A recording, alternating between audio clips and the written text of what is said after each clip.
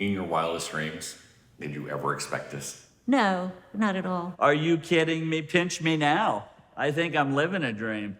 It's crazy. I still can't believe we're here. You know, I go through the day and I look up sometimes and go, wow, what is this? It's been that way ever since we started building it. It was almost like we were building it for somebody else, and I'd have to just shake myself and say, hey, this is for our dogs. We never, ever, ever believed this would happen, that it would get this big. So.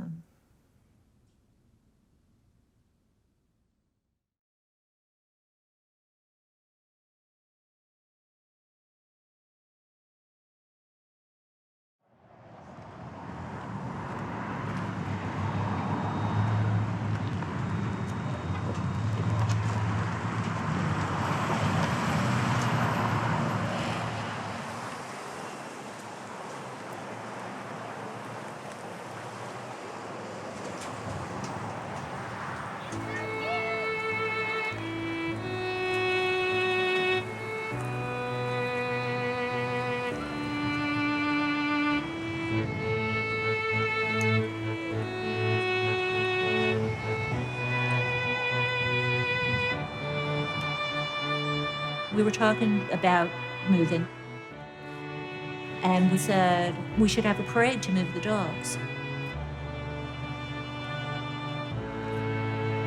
And it stuck.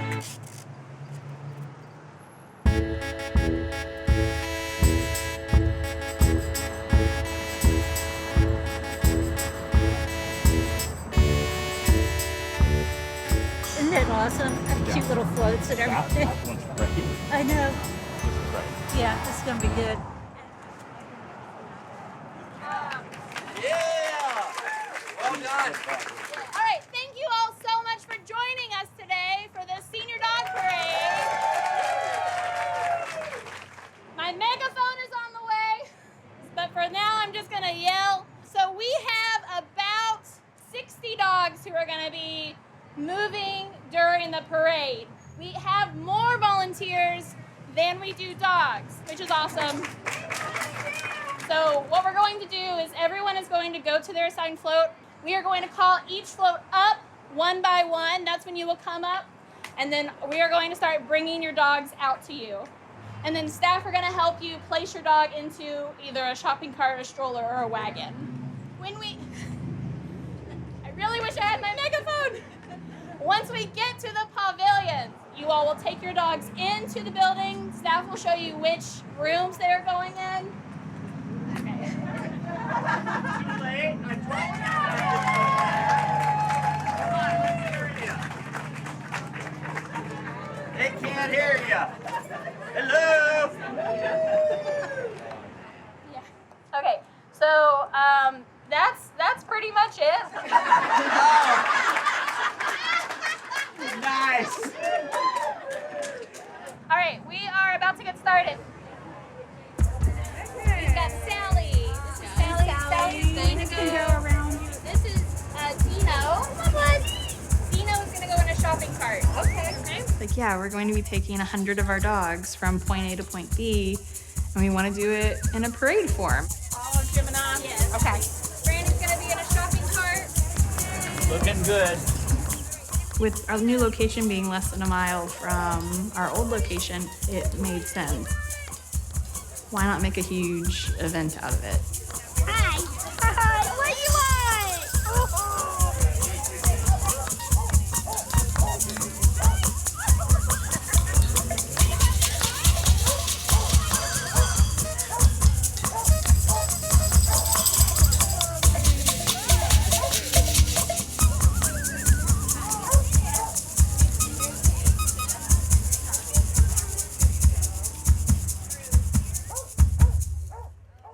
We provide lifetime homes for senior dogs, either at our sanctuary or in forever foster homes.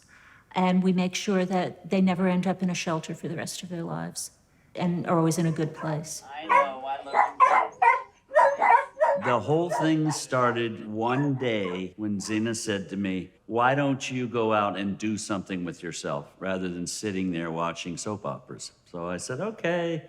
I said, I love dogs. And she said, well, they need dog transports. And I've got just the place, Middle Tennessee Golden Retriever. The first dog we fostered for them was an ancient Golden Pyrenees mix, and he only lived for 2 weeks. We got him because nobody else was willing to give him a chance. We decided to take him on, and again, he didn't live very long, but we saw that need. So we said, okay, we'll take the next senior dog that comes along that really needs a home, and that was Lucy Lou. So Lucy Lou, who we consider a co-founder now as well, because she showed us the way with senior dogs. Zina started thinking, I think we can run our own rescue. And I said, really, seriously, let's think about it. Well, overnight, she came up with Old Friend Senior Dog Sanctuary. And so we were off and running. She said 2 things. What we'll do is we will post pictures of old dogs on Facebook. And I just said, you've got to be kidding me. It's not going to work. Completely wrong. And then also she said, yeah, the other thing we're going to have to do is we're going to have to pay for the medical for all the dogs we bring in. And I said, how are you going to do that? These are old dogs. They cost a lot of money. And if there's an emergency, it can be $5,000. She was like, what do you mean? That's nothing. We're going to have the money. It went from basically 0 to 90 miles an hour in a matter of 2 months. Likes started rolling in, and we started getting calls on, oh, we understand you take old dogs. We have a lead on a dog. And I was like, wow, this is really starting to take off. And at the time, we had 18 dogs. I was like, well, okay, we got some more room. So I started building gates and things of that nature, because that was the only place these dogs could go, was our house. One of our first big experiences with expansion was we were sitting in the backyard and we found out our neighbor's home was for sale. I found out first and I said, Z, did you know that Jay's selling the house? And she went, get it. And I went, what do you mean get it? We don't have money to buy a house. We didn't. At that point, if we got $10,000 in, we were in heaven. It was like, oh my God, what we can do with this for the dogs. Before we paid a dime, we had our first biggest donation come in and we paid for it in cash. Okay, today we're moving all of our dogs over to the Grandpa's Gardens, which is our new sanctuary. We want to do it all in one day. And from there on, forget it. Seriously, roller coaster ride. Up and down. Last week was our 4th birthday in the gardens. It's when old friends moved from Michael and Zina's house to where we are currently. So today, we're doing a surprise birthday party for Michael and Zina. We want you to be a part of it. When we started out, it was in our house. We thought that's where it would always be. When we got the cabin next door, we thought this is where it'll always be. When we moved into the gardens, we thought that was a forever move, and it was only 18 months after we moved in that we were looking to go into a more specific senior dog facility. We learned a lot of things that we needed that would be better, and we started thinking about moving again.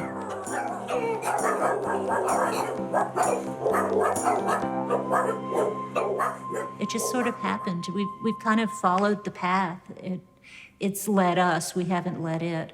I think it's hard for people to understand that started out maybe here, or even at the old building, of how, I mean, it was literally in their house. I'm one of the few people that have been along with Zina and Michael's ride from the beginning. I think she said I might have been like the 10th foster home. Now there's like 400. I just found them on Facebook, and Michael called me, and then they drove the dog to my house. To see the progression from them to go from their house to the garden building to here, it's pretty awesome to be a part of it. We have been able to do this just through the generosity of our donors. The majority of our donations come from fundraisers that people set up on Facebook. And it's funny because a lot of people just sort of like say, there's no way they built this thing on Facebook. Well, guess what? There is way. What people do is they'll be prompted by Facebook when their birthday's coming up, and Facebook will say, it's your birthday, do you want to run a fundraiser for a nonprofit organization? They simply put it on their page and say, I'm raising money for Old Friends Senior Dog Sanctuary. They explain our mission, and their friends pitch in and donate to the cause. So we get a lot of donations that way, but the average donation is only about $25. So we have a lot of people supporting us, and it really shows how important each donation is. Building this place took over a year, literally 24/7. I was on this all the time.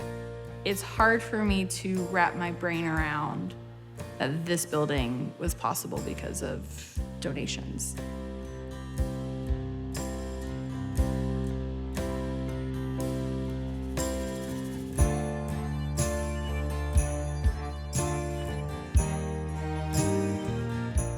Can I ask what this place cost?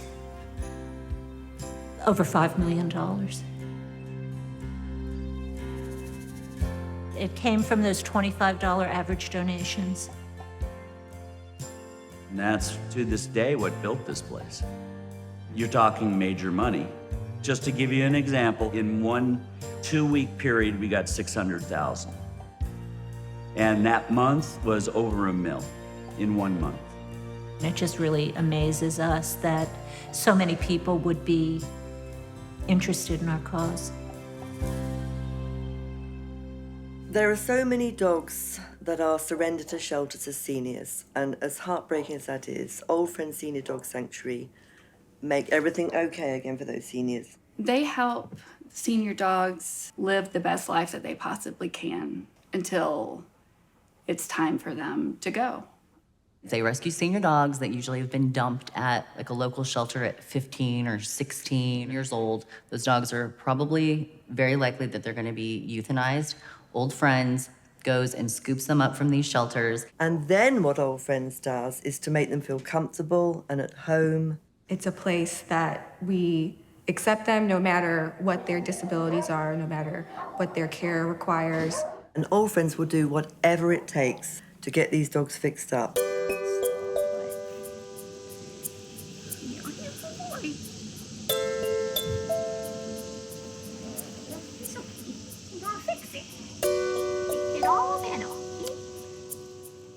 I started at Old Friends about 3 years ago. I moved here from Connecticut. I'd never been to Tennessee before, and it was kind of like a leap of faith. I met Zina and learned about this organization and believed in the cause. It's my dream job. Come on. There you go. Come on. Come on, you can do it. Right here. Come on. What are you doing? What are you doing? Belly rubs? You want bellies? I'm on call 24/7, and I like it that way, you know. I'm so invested in these dogs that when something happens to them, if it was my day off and nobody told me that somebody was seizuring or this was happening, I would have a breakdown. So yeah, they're my kiddos, so I want to know what's going on with them. Is it just one dog we're picking up? It's one dog. I don't know anything about it until I go to pick it up. The times I've picked up the small ones, they've always ridden in my lap back with me, and it's just I feel like we have this little bond because I'm like the first person that they meet coming in, and they're my little babies. I can't hold the big ones, unfortunately, but they're like my little babies when I bring them in. Oh my goodness. Hi. Oh, okay. I know, Sarah has on. Hi, I think his name's Curly. I would. Hi. Given that it's like a peak mix, Dr. Paskaric will immediately fall in love and name her. So it doesn't matter what I name her. She's going to name her something else. Pekingese, she's all over that.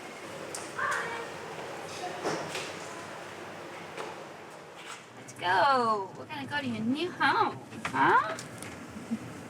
What do you think? I would call you Sweet Pea. but Christine will probably maybe something completely different.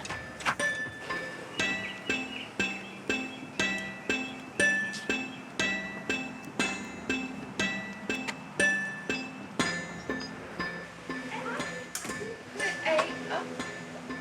It's a new baby. I want to call her Sweet Pea. Look at that. You kind of match the bed. Here you go. What you think? You like that? That comfy? Yeah. I'll get you some water. You'll be all set, okay? It's cute little Pekingese. I know Christine's gonna fall in love with. Oh, the Pekingese. It's a mix. I know. And she doesn't have a name, and she's 12, and she's mad and severe dental disease. But once she gets just what Christine loves. exactly. Little blonde right there. Oh, I see. You see her? It's a little girl. Oh, look at that face. I oh my know. gosh. Has Christine seen her yet? Oh, around. I know. Oh, she's And gonna she's go got hip nuts. problems too. Oh my God, she's gonna go Oh, nuts. Christine. Come see Sweet Pea. I named her Sweet Pea. She's 6 pounds. It's all up your alley. No, sir. Oh my Lord in heaven. Oh, she's a little scared. Oh, you But got she's super busted. sweet. I named her Sweet Pea. Oh, hi. You got some knots on your toes. She's got gnats everywhere. Hi. Aren't you the most beautiful thing in the world? She knew. Oh, and you're We knew it. We knew it was gonna happen. I knew it. Oh my goodness. Hi, Judy. Oh, you blowing your snots on me. Hi. Oh my goodness. New medical dog? Oh boy, this is really Yeah. bad. Yeah, I know. That's really bad. I love her. I know you do. I knew you would. Now we're not gonna any more workout this woman for the rest of the day. That's it. Focus is on her. Oh my gosh, he's super cute. He's very sweet. All right, yes, sorry. I got distracted. Easily distracted by dogs. All right, so you want me to give Halo a bath now? I think with a lot of mainstream veterinary clinics, if they're 13 or they're 14, they'll say, well, you know, if they were 6 years old, you might want to do this surgery. But at 14, you know, maybe just put them on some steroids or something. You know, that's not how we work here. It's if they have a good quality of life and they're happy and this could help them, who cares if they're 14? And those 14-year-olds go on to be 17 or 18 or 20 here.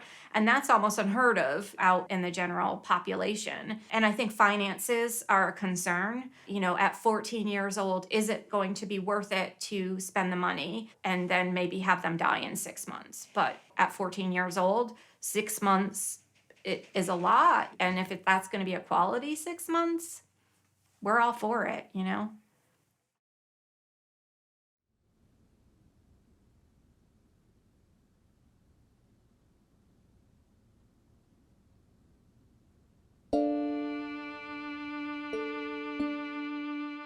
The shelter that reached out to us basically said, you are our last chance with this dog. When he went into that shelter, in addition to his medical issues, he was very food aggressive. I think he had been starving and he was biting people because of the food aggression. I mean, he came in here so bad that I actually was like, where is his quality of life? You know, like, should we even be bothering to try and help him? Because, you know, euthanasia might be kinder, but Hugh, I still worry about. He's still going through his diagnostic phase right now, so we're waiting on biopsy results and culture results to see how we can address that. When we go to, you know, take something maybe on an emergency to one of the local specialists or something, they'll say, you know, you might want to consider euthanasia. And I'll say, I want to give this 24 hours. If they're stable and they're not in pain and they're not suffering, I want to give this 24 hours because it is amazing what these dogs can recuperate from. I can't tell you how many dogs in the past 2 years, if she wouldn't have said, give it 24 hours, wouldn't be with us today. From what I've seen in the past with how we've turned some of these dogs around, I have absolute faith that we can help you. Yes, I do. When we get these guys in, a lot of them require specialty treatment that a lot of people can't afford. I think that's what the local animal control and the local shelters have associated us with. You know, if we don't take those dogs are going to be euthanized. There are very few rescues that can afford the medical care that the Sweet Peas and the Hughes need. And so now that they have us as a resource, when those dogs come in that they used to not even consider for placement anywhere, we're the first ones they call. You're so sweet. So I just got a sweater on this morning. Look at you. She was found running down Hartsville Pike, and they've posted, and no one's claimed her. So. And how much do you guys work with Old Friends? A lot. Zina has, I if I get old dogs, I continuously call Zina, and she's been great. Yeah, it's helped us a lot. Thank you. She's so cute. This is Marla. She also was found running as a stray, and nobody ever came for her. But these are her favorite toys that have to go with her. And her jacket. She gets cold, so she needs her. She's so sweet. When you take her out to introduce her to people, she gets like all excited and she hops around and she gives them kisses and her tail wags. She's just darling. She really is. She deserves a good home. Right? Oh, look at this. How big. Yeah. Here's your toys for travel. All right. All right. Thank you so much. Thank you all. Nice to meet It's all. just frustrating when we have dogs being turned over because they're not as active anymore or they're not as playful anymore. You know, it's a stage of life, and every stage, I think, needs to be celebrated. And there's a lot that can be done rather than giving up on them. It's awesome that we're helping them, but when you see that somebody has dumped a 16-year-old dog, it makes me angry. I mean, it's like dumping your grandma, when you're older. You just don't do that kind of stuff. It's disgraceful. And I mean, most of the reasons that they're being turned over are fixable. You know, that's the really sad thing.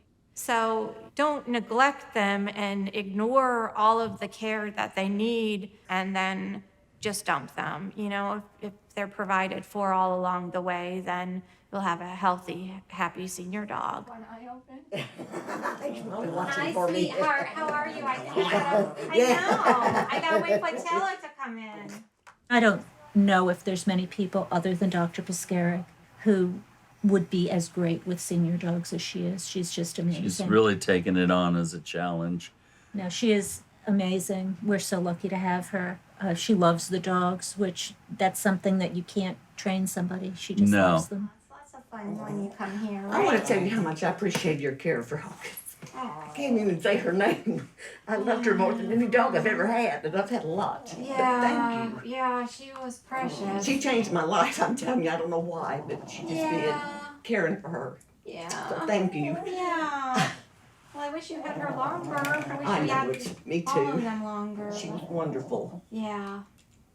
Yeah, I appreciate it. Old Friends is, well, it's heaven on earth.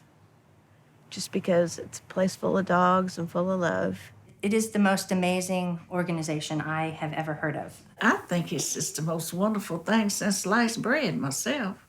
Old Friends, Senior Dog Sanctuary, love what they stand for, love what they do, and we just have always thought about being a part of it. It's the most wonderful thing that I can think of for a dog, because dogs are just like children, really. And they need care and they need love. There's a need for these babies to spend their golden years being loved and have a forever loving home. It must be very traumatic to lose your owner and you don't know what's going on. We don't know what their circumstances are a lot of the times, why they ended up at the sanctuary, how they ended up there. It's nice to kind of see them like get like a second chance, so to speak. Old Friends, I think, has opened up doors for not only dogs, but for people to care for them. Senior dogs have become like the throwaway of dogs because they're older, they're more expensive, and the fact that Old Friends covers that expense, there's really not a reason why you would not foster a senior dog. I mean, what they're doing is it's unbelievable. Just the way they've touched people across the world, not just here in Nashville. Just started with the few, and now it's just grown into what it's grown into. And I was watching the parade, and people from like New Zealand and Ireland were chiming in and saying, we're gonna come visit one day. You know, it's just pretty incredible.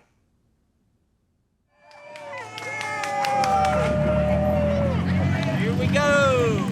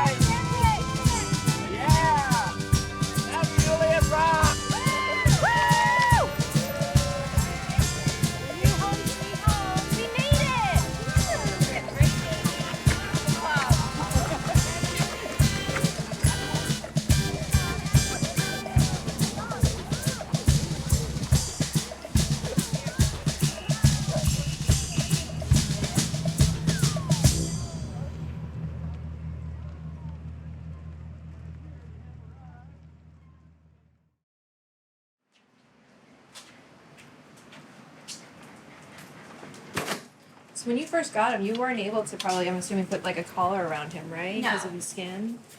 He's on steroids, which is what's helping to clear up his skin. He probably has an autoimmune disease.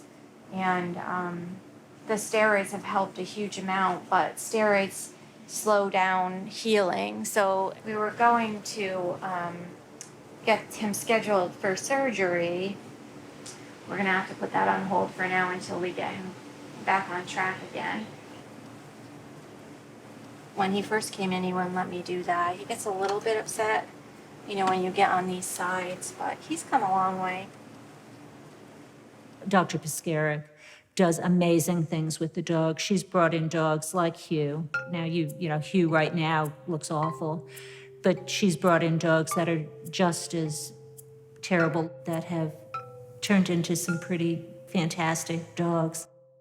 She'll try to give it as much time as she possibly can until it becomes obvious to her that that dog is, it's time for that dog to go. When I put him under anesthesia to clean off all of his scabs, One of my technicians was actually crying while we were doing it, and she said, I really think we should euthanize this dog. And that's what I told her. I said, he hasn't given up, and I'm not giving up on him yet until he tells me it's time, and until we've tried these medications. He's ultimately going to end up losing that left ear altogether. They're going to have to remove the ear canal. He's getting there. Slow and steady, but he's getting there. I worked with Dr. Christine in Connecticut 5 years ago. She is the best doctor that I've ever worked with. She found this place and just the stars aligned and everything happened, and she came here and this was her dream job, and she said, you have to come work with me. And I said, okay, eventually, because I was in Connecticut, she's in Tennessee, and constantly come work with me. And finally I'm like, yeah, I'm doing it. So I moved 1,000 miles to work with Doc. And I love my job. And she's part of the reason why I love my job. I'm a princess. I'm a princess. Just So little Sweet Pea had her surgery postponed a bit, but she had her spay, and now she's got to get her legs fixed because she has luxating patellas, so it's really hard for her to walk on her back end. He loves her. She wasn't feeling so well, and she was at the ER a week or so ago, and he was just beside himself. That's your girl. Are you gonna walk or what? Come here.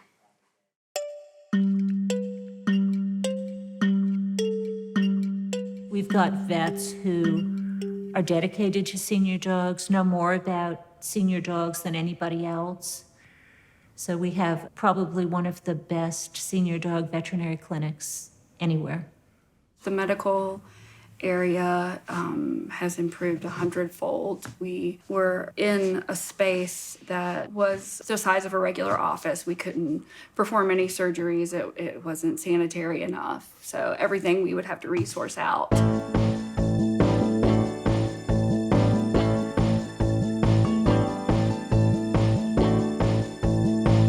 In the previous building, I had 2 small rooms and absolutely no diagnostic capabilities. So I didn't have x-ray. I also didn't have a surgical suite. So I was, evaluating them, seeing what they needed, and then utilizing either local veterinarians or specialists if needed. Some of these round trips were taking 2.5, 3 hours just to get the care that they needed. She's in these 2 small rooms. She's trying to do dental. She's trying to do all this. We need to get her a vet clinic. That was the beginning. Then we had a few problems with the building, like the back foundation started to leak a little bit. The floors weren't any good. So then the wheels started turning, and Zina and I said, we really should start looking at building something from ground up. The fact that the entire area of the old building is the same size as our medical facility at the new building is huge. This just revolutionizes everything for me. I can practice full medicine here, which I couldn't do before. We have enough room now for having 2 vets. So she's like a kid in the candy store. She loves it. It's way better than I ever dreamed, yeah. We have special needs here. What we had problem with the gardens is the fact that primary for the dog's care is their living areas. That has to be special.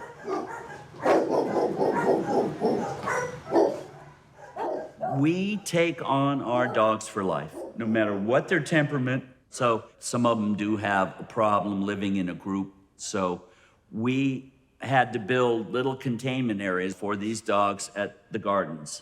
And it was really, really a Rube Goldberg type of stuff. I'd have a contractor in, put some cinder blocks in. And so we knew we needed to have suites for individual dogs that preferred to live alone. So we called it Barclay Suites, but everybody has their own yard, and then they have access to a much larger yard so they can really get some exercise. We put in all canine turf, specially made for dogs. They're loving it. They're rolling in it. They're scratching in it. The canine turf folks also had a side company that put in splash pads. So it's a doggy splash pad, and we call it the Oasis. And so since we've been here, I think 2 of them have actually approached it because they're afraid of it right now.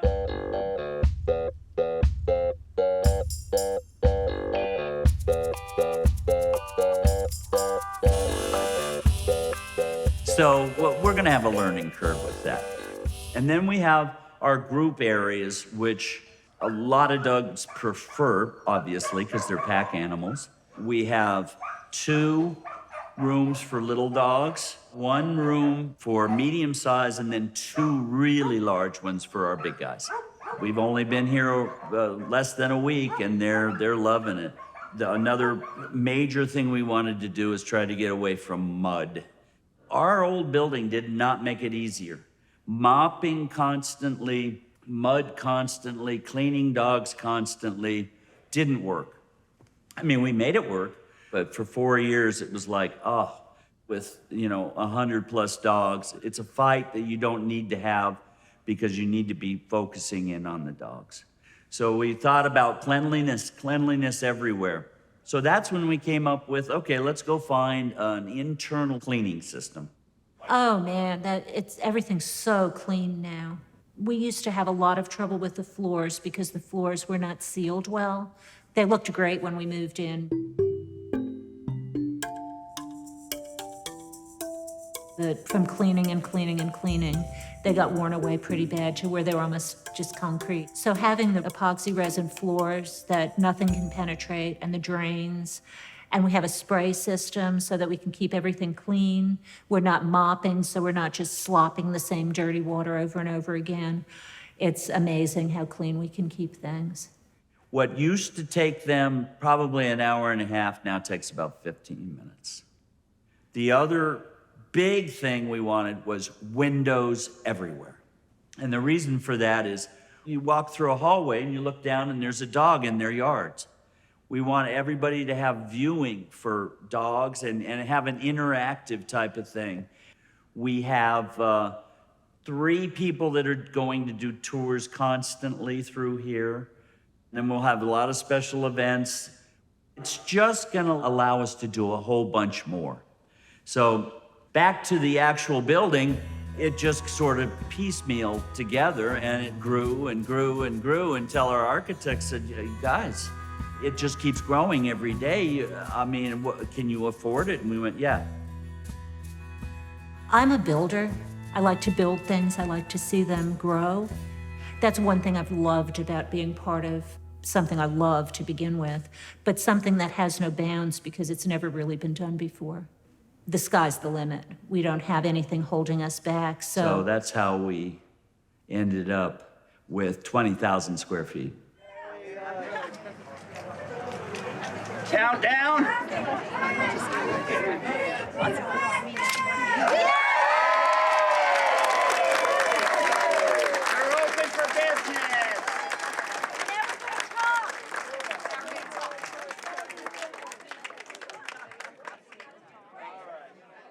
Good morning, everyone. I'm Zina Gooden, co-founder and executive director of Old Friends Senior Dog Sanctuary. Thank you so much for coming today. Got a few people to thank. Only the ones that are here, though.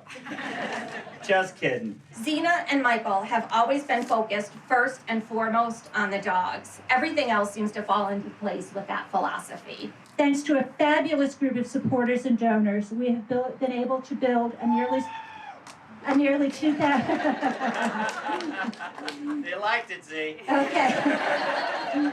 We've been able to build this dream home for senior dogs here at the Pavilions, a state-of-the-art facility built specifically for our old friends. It's just amazing. We can't believe it. Couldn't imagine the success that we've had saving literally thousands of dogs. There is no other organization in the world with the vision and mission of Old Friends. I think I speak for the entire staff when I say it has been amazing to be a part of this journey. So thank you very much.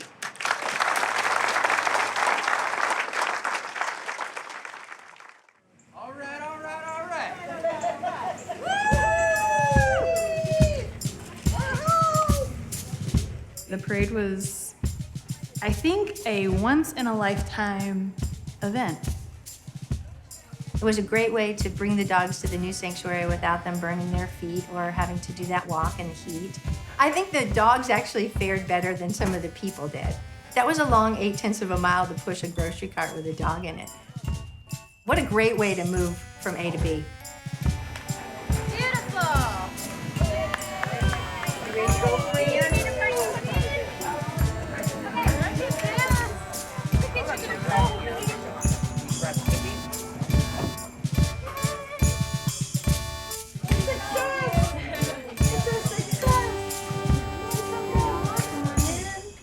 Hi, lady. Welcome home, baby girl. Good job, guys. I got him. Okay, cool. Good job, baby. We'll go over to the big storage unit. There are a ton of water bowls in there. You know where that is? Just hold Alexis here until we get everybody in. Come in. They're in Sydney's room. Oh, with your weenies! Yes, hot girl. Very hot. Yes, put her in a crate. No worries. Probably not long. Iggy is in here. Go ahead and get him in a crate. Hello, Shasta is also in here. She can go right into a crate. They keep water everywhere, so that way you can give it to her. Oh, Grant. Yeah. Got it. Thank you. Go right on that little corner.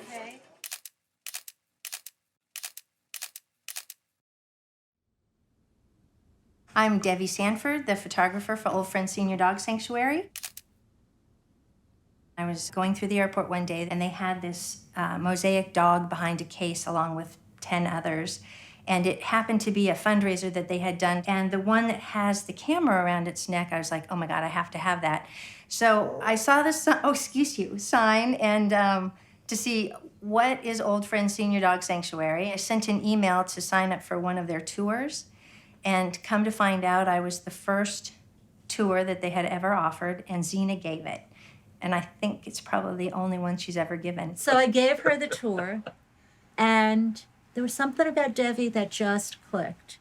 I knew when we first met Debbie that Debbie would be good to take pictures of our dogs. Perfect. And she's been taking them ever since that first day. She contacted me and she said, we have a good feeling about you, come on in. I told her I wanted to do a gallery show to raise some money for them. In 3 hours, I think we raised close to $5,000 for them. I was hooked. Another thing that's really great about that is when I went back to the airport the next day, the dogs were gone. And then when I went for my tour and walked in up high on a shelf in the old building, that dog was in there, and whoever had bid on it originally never came for it. And so it was like one of those, oh my gosh, I so meant to be here moments. So I bought it. When we first moved to Grandpa's Gardens in 2017, I think we had 2 full-time employees other than us. Most of them are full-time now, if not at least 75% of our 60 employees are full-time. Okay, well, follow me. We pretty much doubled our staff when we moved to this building.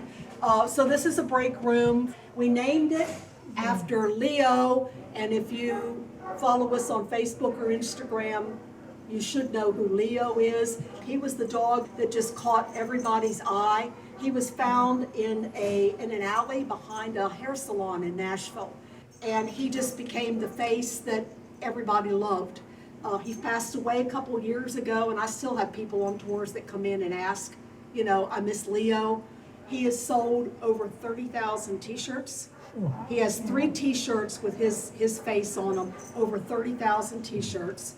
When he died, several of our vendors sent flowers.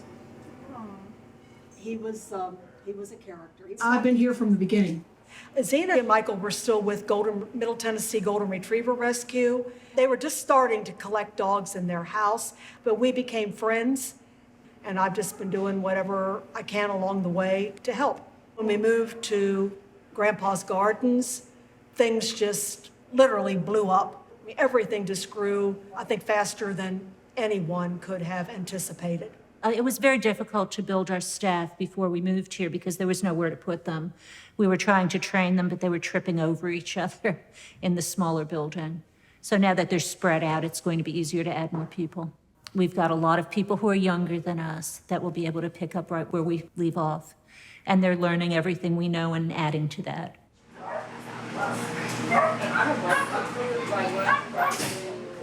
We are the ones who are hands-on all the times with the dogs. We feed them, we walk them, we do their day-to-day care. We are the people who alert medical if there's a slight change in their behavior, and, you know, we advocate for them, so.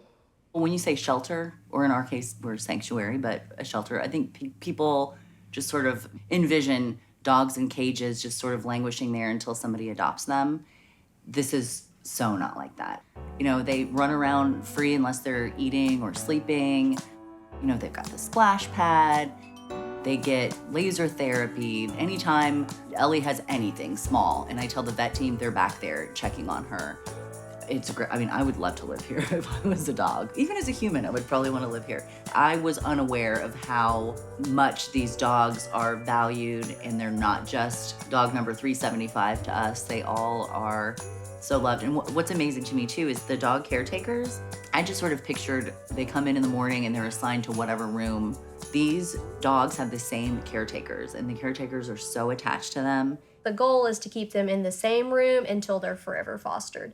So that way they have the same people, the same dog friends, everything. So it's more like a family-based setting for them. We have 11 big dogs in our room. Most of the day we just hang out with our 11 dogs, walk them every day, feed them. If any dog needs any medicine, we administer that as well. How much food do you go through? A lot. I think it's about 200 pounds of food a day. That's what it was at one point. And that's just the dry food. We also feed wet food and other types of food. We feed at 9 and 5. So our feeding time is an hour and a half to 2 hours of organized chaos. This is the cabinet where the meds are. We pull them from the vet clinic. So not only does Jen have to put the right food in the bowl, but then after she gets all the food, she has to get the medication. Each dog has its own bowl. Those whiteboards there, each of the vertical columns is a different dog area. You might make a bowl, and then they're like, I don't want that today. So you have to make them another bowl. They're old, let them have what they want.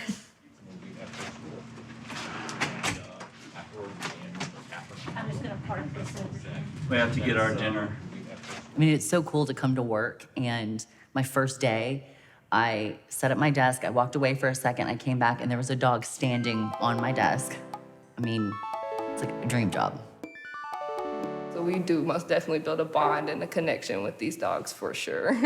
I feel like at other places, when they see a dog, they're just like, oh, it's just a dog. And I think here, when we see the dogs, we're like, that's family, like that's our dogs. For me, it just feels like the dogs are at the forefront of our minds, as opposed to our rules being at the forefront of our minds, you know what I mean? It's not worried about like cold structure as it is about, okay, I know exactly where Baby is, I know exactly where Charlie is, I know exactly where Woody is. That's the difference. It's like you have a team that wants to get these dogs better and happy. It's like really nice. And now with this setup, it's so much easier to get around and see the dogs. We don't upset them every time we go to see them. We can watch them through the windows, and we don't have to go through all the dogs to get to a single dog. I've been working here for almost 3 years, so me being used to the old building and then coming over here is like a complete game changer. But over here, it has helped the dogs tremendously. The other building was so open and loud that it just upset our dogs. And now that we're here, they have their own rooms and we can play music, and they are just the happiest here. The dogs are so much happier because they get to, you can just tell they have their own space. Obviously, they have desks to stand on. And so, yeah. Her food gets matted down because she has no teeth, so I just kind of like fluffing it back up. I'm in it for the dogs. My joy in my association with old friends comes from interaction with the dogs, the people that I've met along the way, especially people that I meet on the tours. They're just from such varied backgrounds with such different reasons for coming here that it just amazes me. This is Tigger. Tigger is in a foster home. Tigger is a dog that one of the earlier tours, there was a young couple on the tour and they were from Lithuania. And as we were going through the building, they let me know that Tigger was an internet sensation in Lithuania. Out of that conversation and that visit, he has his own t-shirt. Oh. There's one that you can get online called The Wonderful World of Tigger. I mean, just strange things can happen. This is Central Bark, hence the skyline of New York. It's used by our physical therapy department. We are dealing with old dogs, and fortunately we're funded well enough that we can do a lot of physical therapy for these guys to make their lives better. Release the beast. Release the beast. Let's see if it's a one piece today because top half. You don't want to do the top half? Oh, do you, Shelby? You want to wear your top half? No, I don't want to be embarrassed. All right. All right. There we go. So I work in the medical department at Old Friend Zina Dog Sanctuary. I am actually head of the physical therapy department. So I do the laser treatment and coordinate all the other treatments within the sanctuary. And for me personally, I no longer just have to find a little corner, wherever I can. We now have an area that is specially designed for the physical therapy. Well, what they've done is recreated Central Park in here, but with some of our dogs, Sharky, Maxwell, you're gonna recognize Leo's on top of the fountain over there. It's inventory of.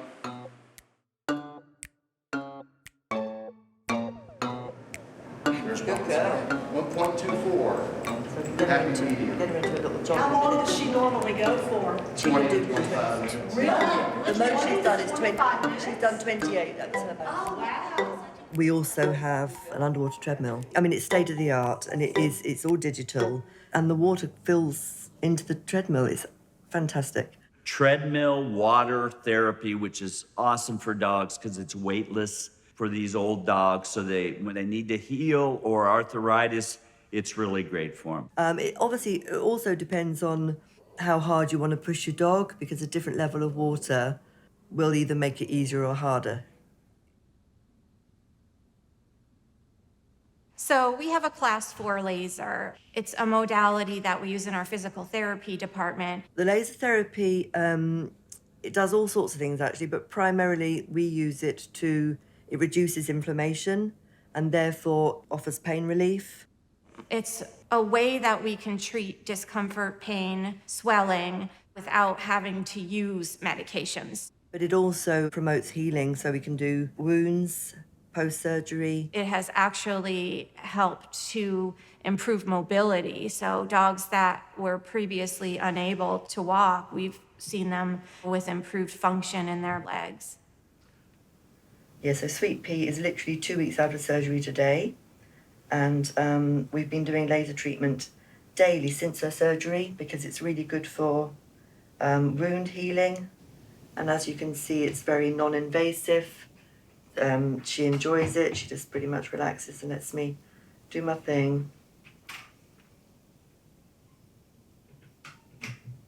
Good girl, Sweet Pea. All the scratches. Where I might get involved with you is once we've got into a comfortable enough place that he trusts us. Well, I hope to be able to get in there and do some laser for him because we can also use the laser to help with skin conditions and what have you. So yeah, I'm very hopeful. Oh my gosh, he looks so much better. His personality's coming out. You can tell he's a lot more comfy. He broke my heart because when he was first here, I had put him in my office because I thought he needed to be socialized. And once he got into my office, I realized he really wants people to touch him. He would come over and rub his head on me, but he wouldn't let me touch him.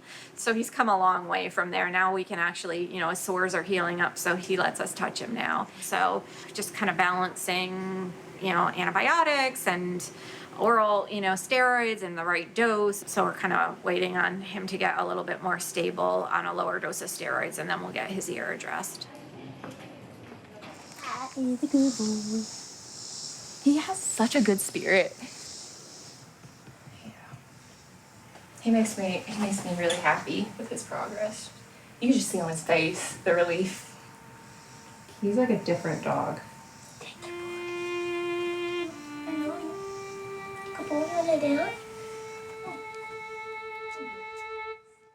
This is little girl. She says, I've been through the ringer, but I think everything we need done is all finished now. So she had surgery done on her both of her knees, and she's doing phenomenal. I mean, I don't. If you go back to what she looked like when she first came in, she was super hunched up. I mean, that was how she was born. So, and she's an older dog now, so it's like she's kind of learning to walk on normal knees for the first time. Good job, little girl. Look at you go. Look at you go. She was already on 3 different eye medications in both eyes because she had issues in both eyes, and she was completely blind. She had cataracts, so both of her eyes were removed. And I mean, it sounds horrible, but she couldn't see from them, and she's actually a lot more comfortable without them. So that's healed up nicely. Now she's just going through her rehab and her laser, and she'll be heading into the underwater treadmill eventually. She's super cute. So Nikki, who also has Abner, who's a forever foster, has been taking her home to do some extra physical therapy and stuff with her at home. And she's kind of fallen in love with her other foster. They sleep together and everything, so she may think she's found herself a permanent place to go. Huh.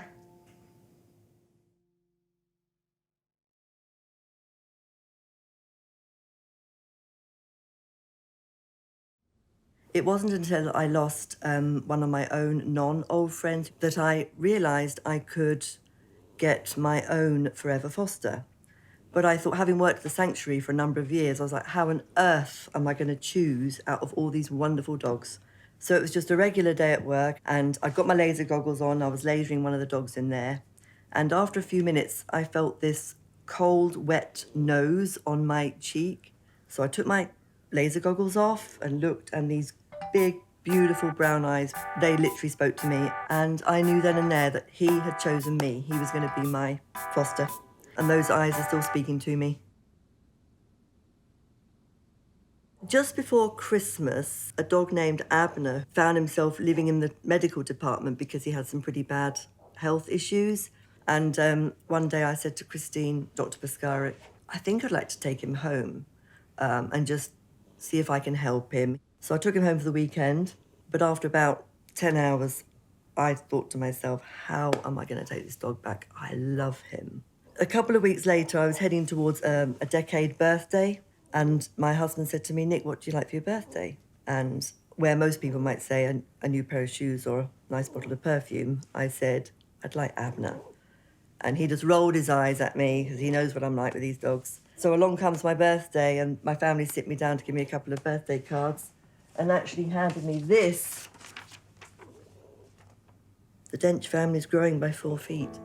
And then I heard the door open, and in walks Abner wearing a big gold bow. I can honestly say that's the best birthday present I've had in years. So they don't really do much playing in the house, but when I get them in the back of my Jeep and take them to the local park, they will turn into completely different dogs. My husband and I have to stand ready to catch them. They're ready to just leap out and go. And it's just lovely to see that. Most days, I kid you not, either me or my husband are asked, where did you get that wonderful puppy? And when I tell people that he came from a senior dog sanctuary, they are just blown away. I just really try to just enjoy every moment I've got with these guys. I love the seniors. I've always had a special thing for the seniors and the special needs. And I wish every state in America had an Old Friends Senior Dog Sanctuary.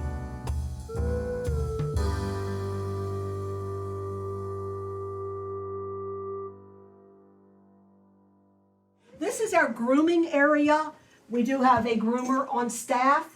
With 100 and some dogs here, we can keep her busy. Our fosters can also make appointments with Stephanie to bring their old friend in and have her groom the dog at no cost.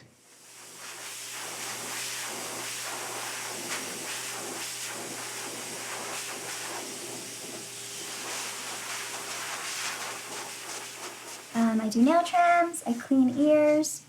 A lot of dogs have really damaged coats or a lot of mats when they first come in, so a lot of shave downs. There's dogs that get medicated baths because they have like really bad coats whenever they first come in, so they have to get regular medicated baths, and I do that as well. Usually dogs like Caesar, very fluffy dogs, or dogs that need frequent haircuts, I do kind of every 3 weeks. And then other dogs I try to do every 6 weeks. Accidents always happen, especially for the compassionate care dogs. You know, they have mobility issues. Mabel has 3 legs. She can't really stand up on her own to go potty. So a lot of the times when I first come in the morning, I'll just go check on them because they will need regular baths. So there's really no point to putting them on a schedule. I see them very often. Yeah. As you notice walking around the building, you really don't know that there's 100 and some dogs in the building. When you walked into the other building, you knew there were 100 and some dogs in the building. So these are 3 of our dogs that have dog aggression, but all 3 of these are at a point where they could go to a foster home. Bella's the one on the far end. She's the newest one to this group. Miss Peggy does not like dogs. She is also deaf. She is one of the first dogs that new volunteers get to go and visit with because anybody could walk in that room, pet her, and she'd be fine. Just don't put your cell phone down. She has eaten a couple of them. I don't know why, but she is a character. She's also our cover girl. She loves to put sunglasses on, and I don't know, maybe the light bothers her eye or something. So there are 3 girls that work with these 10 rooms of dog-aggressive dogs, nobody else. And they have made huge progress with Archie in the couple of months that we've been here. Archie wasn't in his room because he's out here. He had food bowl aggression in the other building, and the staff have been able to work with him, and he no longer has food bowl aggression. Archie's completed a 5-stage food bowl training program with us, and Archie's really intelligent and he's a really quick learner as well. So stage 1 of the food training program is really just familiarizing, getting the dog to be comfortable with occupying a space with you while he's eating. And day by day we move closer, and eventually his tail starts to wag when he hears us talk. So we're ready for stage 2. Stage 2 is staying in that same spot, you know, keep your distance, but toss pieces of food in his food bowl while he's eating, like from your distance or treats or whatever. We use pieces of food. So then you inch a little bit closer and inch a little bit closer. And when you see that positive reaction, stage 3 is walking up to him while he's eating, talking to him, and then dropping food in his bowl and then walking away. Stage 4 would be standing next to them while they're eating and dropping something in their bowl, not bending down, just standing up. And then stage 5 would be like bending down, like you've got your hands by their face and you're really getting on their level and testing their limits to make sure that they're okay with it. Since I work with the ISO dogs, for example, Miss Bella here, she loves people, but she can never go to a room with 10, 15 dogs. It just stresses her out.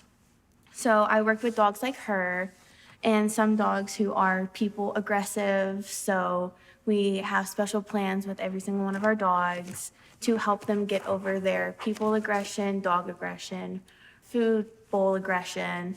There are currently only 3 of us. Over in Barclay Suites, we have what you call a forever project dog. So what we would do is, for example, Bella is one of my forever project dogs, so I'm gonna keep trying to get her used to other people and other dogs until she gets home. Most of the time when the dogs get fostered, we have a whole waterworks session because it's bittersweet. We want to see them go and get homes, but we also love them and we want them to, you know, live the best life they could possibly live. Like, I'm pretty sure if anybody sees Hank and they're just like, oh, He doesn't look like he could do much, or he probably doesn't have that much life left in him, but he most definitely does. And I'm sure he can make a family pretty happy soon whenever he gets fostered out of here. She doesn't act like she's 10. She runs around, she plays. He is an old one, but he can run for days and jump and play all he wants. And they're just as much fun as a puppy, except They they are. stop. You know, they don't go for 8 hours. They might go for 15 minutes. You know, you got to remember they're old dogs. They get their bursts of energy and run around, and then they just want to relax. That's pretty much what I do too, so it's great. I swear they appreciate the being rescued, being able to be in a home again. Always give a dog a chance, regardless of age. Age doesn't define a dog at all.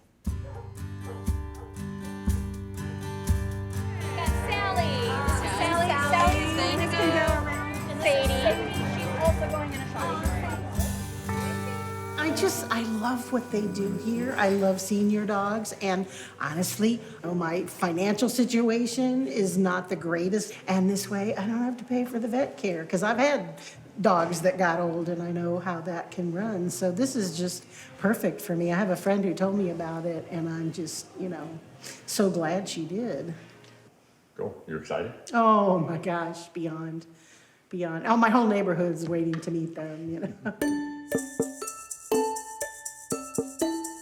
They might see a dog on the website. They might see a dog on our public Facebook page. They might find out about us in many ways. We do want fosters to know what we expect from them going in, that it's not a typical walk in, choose a dog, leave, we never see them again. They're coming back for meds, they're coming back for vet visits, they're coming by to pick up food. The dog, they like you to be within 100 miles. We don't just hand a dog to anyone. We do home visits. There's a series of questions. We check references. So we're making sure that these dogs are set up for success. Because once they're out of that 100-mile range, the chances of that dog coming back to us should something go awry with the arrangement is a lot slimmer. And we do want to know that they're in a good place for the rest of their life. I think it's a journey for everybody. We invest so much in these dogs before they're ready to go into foster that they really are a member of the family here. And so we make sure that everything's going to be safe for the dog that they choose.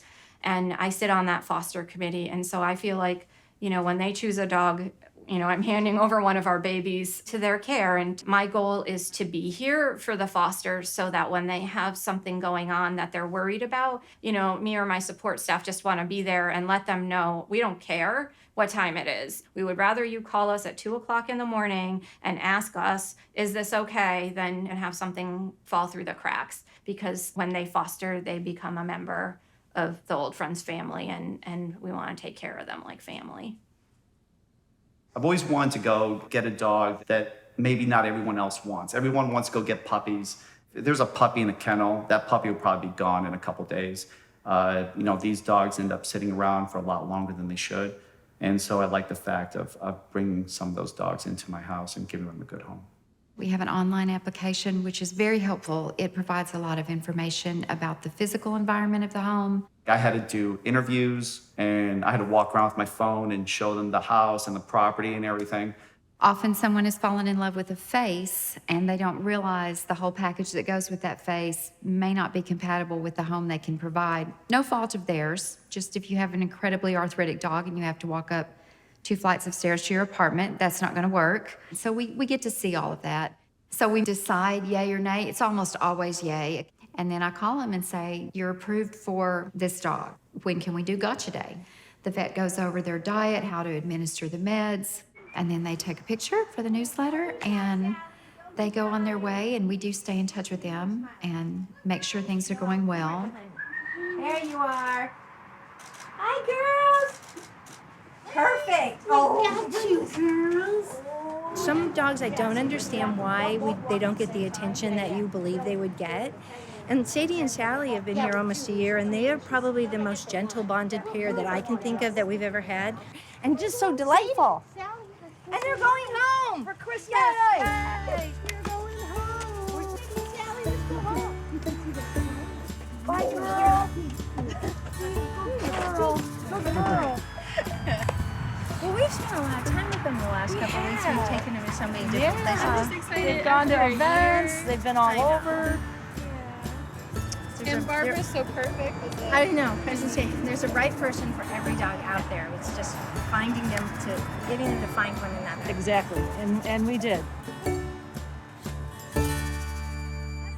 Email is great, social media is great. We have the family page, and they post on there their photos, their updates. I love the fact, too, that we have a Facebook page for the families. There's people, humans, that I know the names of their dogs, but I would not recognize them if they came up to me on the street. So it really is like a family. Most of the time, it really works out well. We do everything we can to try to help them work through the adjustment issues. But sometimes they're just like, wow, this is just more work. I just can't do it. I just cannot give this dog what it needs. Then we, of course, allow them to bring that dog back. That's part of our program. Those worries are taken away from the foster. Go, buddy, go. One question that a lot of people often ask is, do you know where this dog came from? And 99% of the time, we don't have an answer for that. We don't know. You know, they came from a shelter. They've been through a lot of changes in a very short time by the time they get from animal control to us.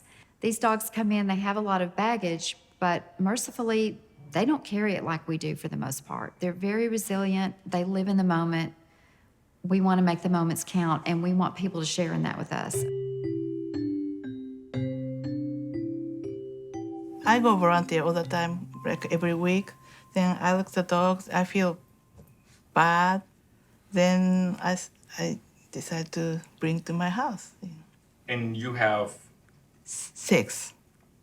all from old friends? All from all friends. Over the year, I think 17 dogs since 2014. I can handle up to 10 dogs, but depends how I feel. 6 is, I guess, enough right now. I like the senior dog a lot. This one's Charlie. Charlie is a original cabin dog. Then this is Snow. Since I got Snow, I like Chihuahua a lot, so I picked Lincoln Parker. He's the oldest dog. He's 17 years old. Annabelle is a funny dog. I like her too. I like everybody. This one's Chloe.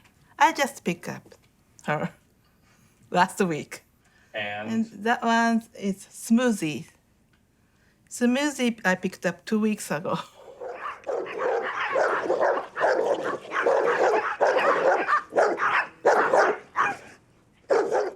They play a lot. They like the next door dog. They run around the fence, then bark. They're like puppy.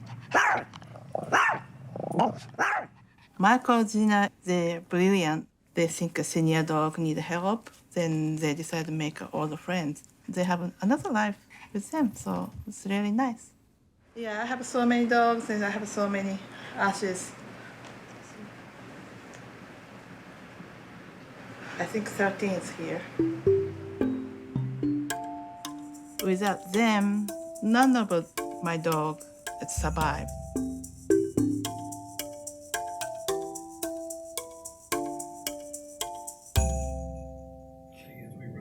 He's the biggest one I've ever had. Here's Forrest coming home. Forrest.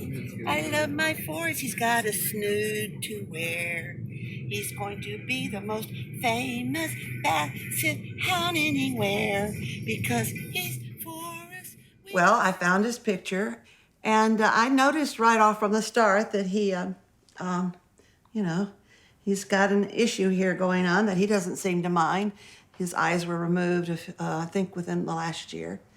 For glaucoma. Yeah, glaucoma. And I fell in love with him. Before he came to Old Friends Senior Dog Sanctuary, a family in Nashville found him, and they on the side of the road. On the side of the road, yeah. And God bless the Old Friends Sanctuary. They took him. We fell in love instantly.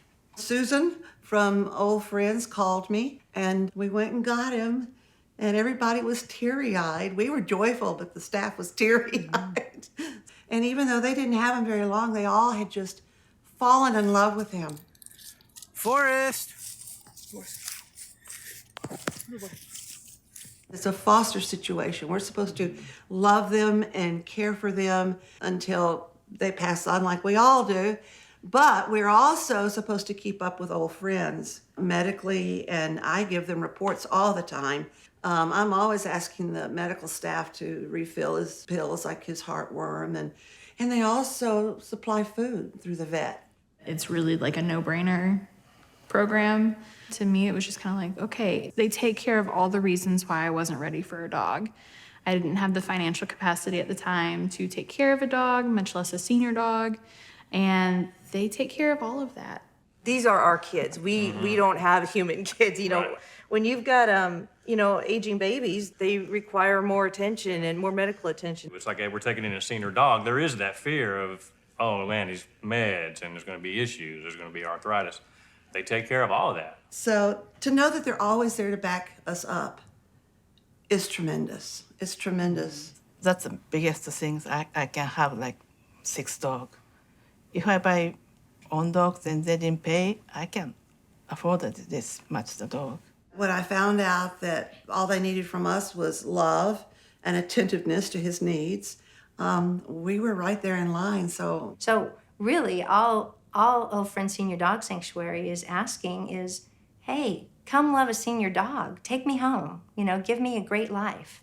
Don't worry about what my past was. We don't know it. Just, their future is amazing. Come here. Come here, he's a boy. Oh, such a good boy. Such a good boy. Say hi. Say hi.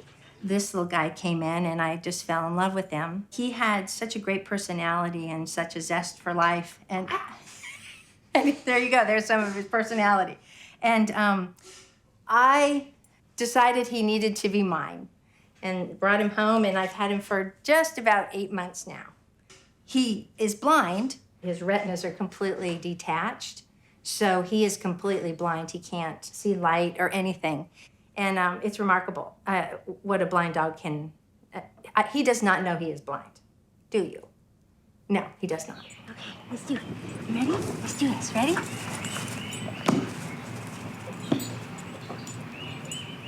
Oh, good job. I wouldn't call it fetch because he never brings it back. It's more like find. And I discovered if I get these particular squeaky bouncy balls and I hit it on the ground really hard the first time, and then as it bounces along, he can hear it and follow it. And it's fascinating. He doesn't get it every time, but there's just something about seeing a blind dog actually find a ball that you threw for them. Ready? Okay.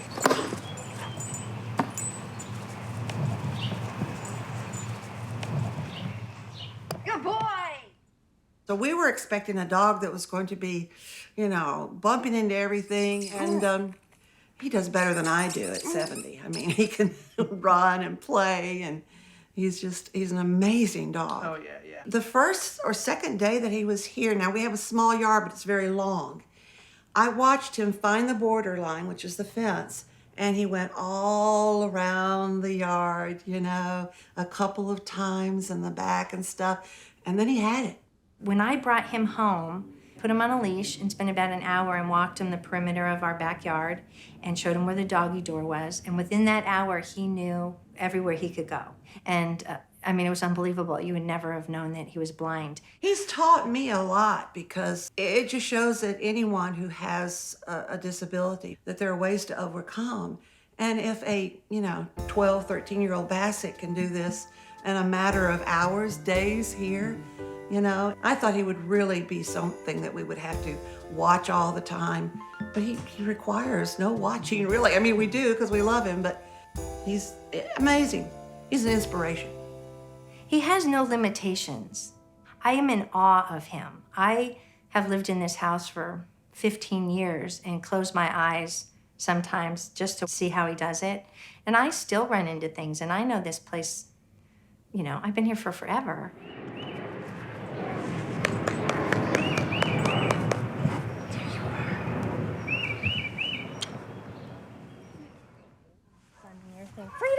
Frida, come here. Come here. Oh, yo, Frida. Hi, Frida. Oh, me so good. Frida. Frida. Frida. Hello, little girl. Hello, little girl. The photographs that are currently at the new sanctuary, the pavilions, those were images that I had shot the first time Zina had allowed me to come in and take pictures. I've started to learn what it is that people that follow us, what it is they really like.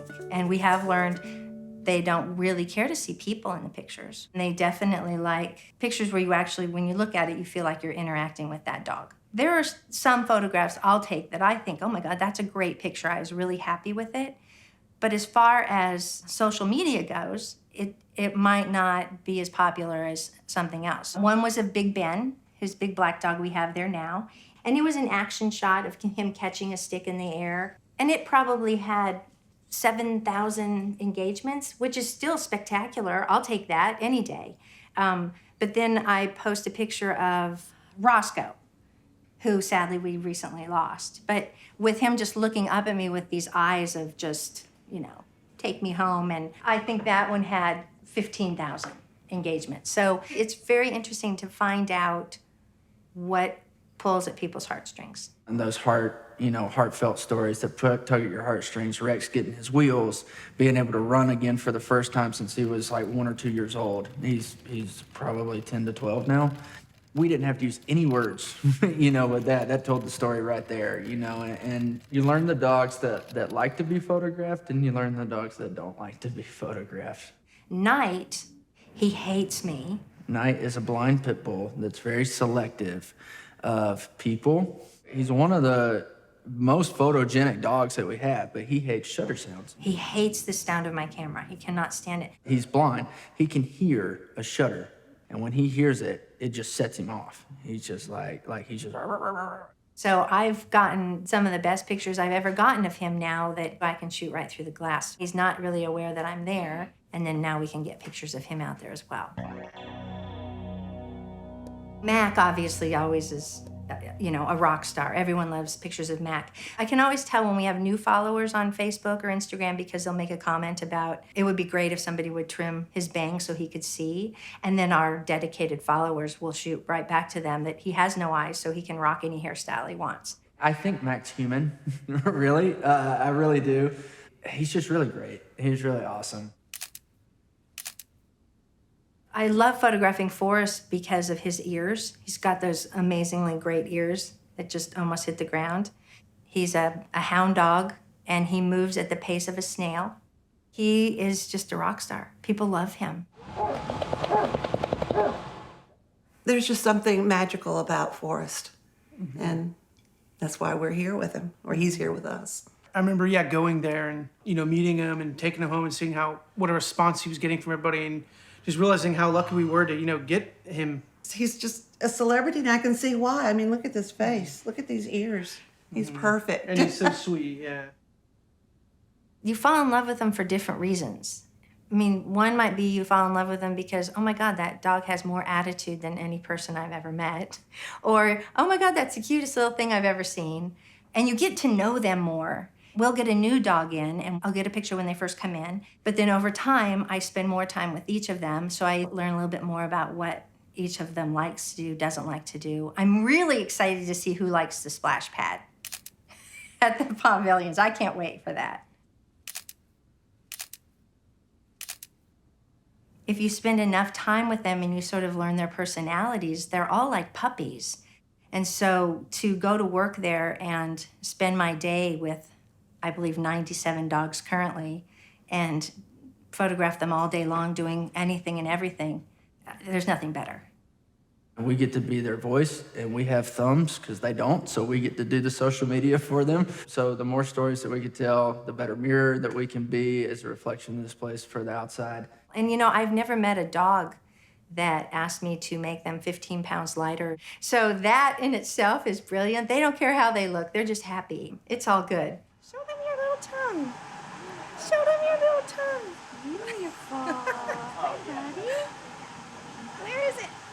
Where is it? I was sold the minute I walked in. It was so great to see all the wonderful things that they were doing here. And not only that, but the passion that you see from everybody that walks in, like the volunteers, the fosters, the staff. And immediately it was just like, this is something that I want to be a part of. So I'm an events coordinator, and so that's just kind of planning events and coordinating either events here at the center or outside to just kind of bring awareness and get the dog's visibility and those kinds of things. So for example, we're talking about doing like a senior dog yoga class, just like those kinds of things to get people's attention and kind of show them what we're doing here.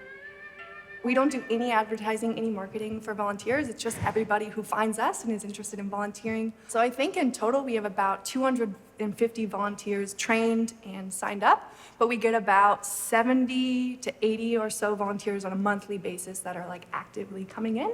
So we're constantly growing, which is really exciting.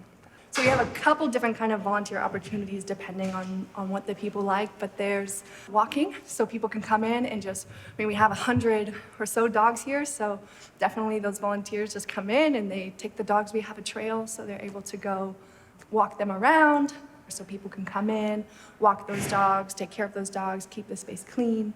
We also have laundry. Surprisingly, I think laundry is what people sign up for the most. Not necessarily because people want it, but because there's a need. It backs up very quickly, as you can imagine, with 100 dogs, how often we have to wash the beds, and it's not a pleasant job always. But everybody here just cares about making sure we're functioning and doing the best that we can for these dogs. We also have something called socialization, which is for dogs who are a little bit dog selective or dog aggressive, who are kept separately. So people can come in and socialize with these dogs and kind of get them that interaction and those kinds of things. So all those are the different opportunities, and people come in and just do one. Sometimes they can come in and do multiple. And that just like makes me so excited about all the possibility for the lives that we get to touch and the dogs that we get to help and the awareness that we get to spread, and like hopefully will trickle down into people doing their own version of this, or, you know, being more considerate about taking in a senior dog. And that has just been like my favorite part to see, the way that it impacts equally. Like you see the dogs and their tails wagging, but then you see the people leave with this huge smile on their face, which is why we see so many people return. And so that would be, I think, the best part.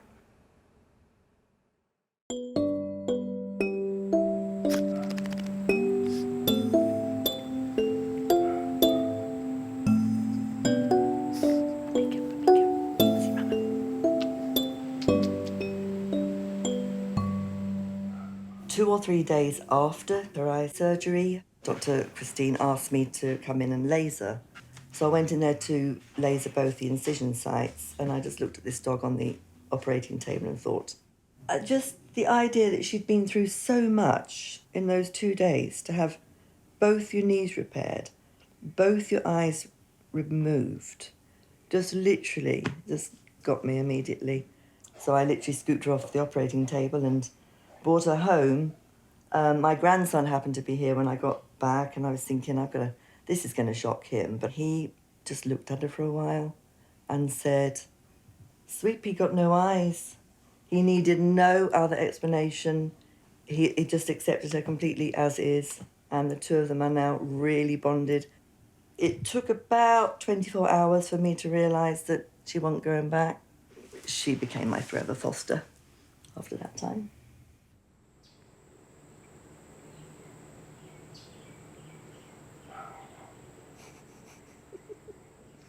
So when I first brought her home, she was fine for 4 nights. Night 5, she just would not settle. Came downstairs, couldn't work out what she wanted. So I just put her on the floor, and she knew exactly what she wanted. She walked over to where Abner sleeps, curled up on a blanket, curled up with him, and that's exactly what she did. She stayed asleep with him all night, and that's where she sleeps now. And they're an unlikely couple, but they are very, very bonded with each other.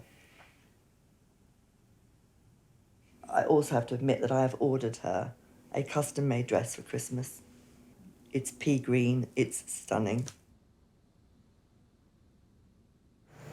How much would it cost for her to have gone through all the surgeries and procedures that she's going through right now? Yeah, I don't know exactly what, but it would be in the thousands without a doubt. And that's why All Friends is just comes into its own right there, because there's no way that many people or organisations could foot that kind of bill. So she's one lucky sweet pea.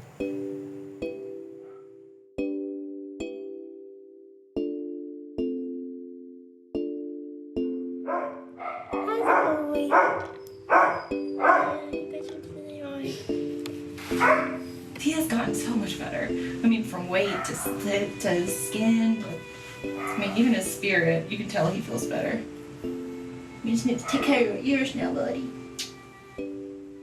So when he first came in, we hadn't worked him up yet, and he was just covered in scabs and sores, and he didn't even want to get up, and he didn't want to move. His ears just were so infected that to touch them would make him snap at us. But you could see that there was something in him, like he wanted to be better, and he wanted people to be around him, and we were trying to manage his pain as best we could. So he kind of actually chose me, and it sounds cheesy, but it's really true. It was just, I think, my understanding of what he kind of needed, and he was drawn to just, I guess, my patience. I went very slow with him. So day by day, I just kind of, my love for him grew, and his love for me grew pretty quickly. And sorry. He walked by, he was going through for a potty break or something, and he walked by and he just like fell over into my lap and then looked up at me and gave me a kiss. And then from that day on, we've been inseparable. I think you can see it in their eyes when they don't have life left in them anymore, and I never saw that in Hugh. And to see him and the relationship that he has built with Shay is heartwarming.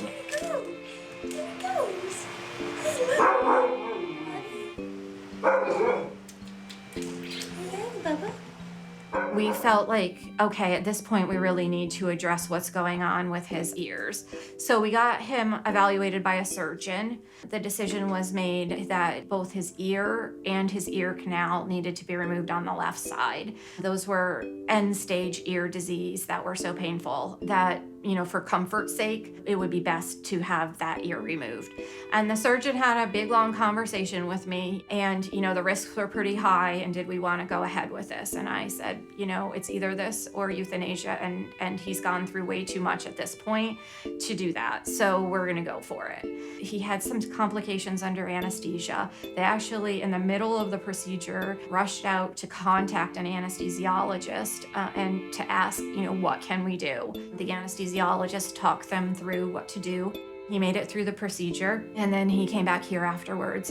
And so we got through the first surgery, and after that, it was like he completely regressed. And so I'd come in to work about like an hour early or so. I just let him know that, even though he's in pain and he may snap on me, that I wasn't going anywhere. So once he figured out that I was sticking around, it was, we grew closer, and then he wasn't doing very well. And all along the way, every time something would happen to him, I'm like, am I doing the right thing for this dog? Is there gonna be something happy at the end of this rainbow for him? Because I don't want him to go through all of this, just for us to end up euthanizing him. I was like, well, he seems to do better on the days that I'm here to do his meds and stuff. He is a little more take him home and do what I can. And so I made him a room, so I set it up for him, and he was still very painful. But we got him there, and the first night, you could just tell he knew something was different. It was pretty neat because he kind of surrendered to me. I'll never forget, he dug his head into my... And so we still had one ear that we were not sure, can we address this? Because that ear was really bad too. And I had another conversation with the surgeon and asked him what his comfort level was, with what happened under anesthesia the first time. And so we scheduled his surgery when the anesthesiologist was going to be there to monitor him completely. So last week he had that second surgery, and it went much more smoothly. He recovered really well. It was like nothing happened his second year. He just bebopped out the doors and was like, all right, I'm ready. It just shows his strength and how far he's come. Not only from what we can see, but on the inside too. He's a fighter.